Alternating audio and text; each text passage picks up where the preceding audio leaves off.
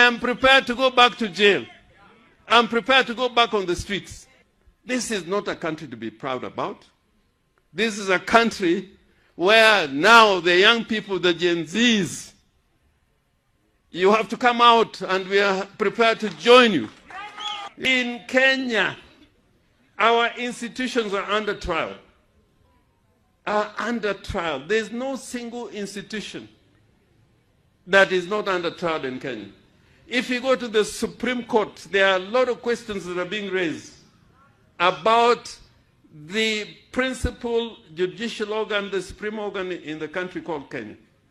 There are questions on the issue of the Constitution, and here I am with Raila Amolo Odinga.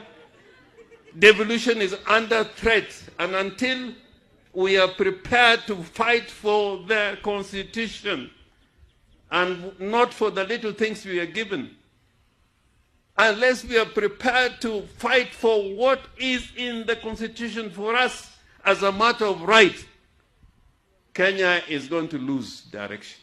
I am asking the Kenyan people that we should be like other democracies where people fight for their rights and what belongs to them. That is how we can take Kenya forward. Not by this silly politics we are being engaged in. Now, even in the political field now, 60 years, Kenya is a republic. And the only strategy we can think about winning elections at the national level is to form ethnic coalitions. Tribal coalitions. Tribal coalitions. That is not going to help. Right now in Kenya, the last free and fair election that we had was in 2002. If we are not careful, even this election that is coming is not going to be free and fair. I am looking at it critically.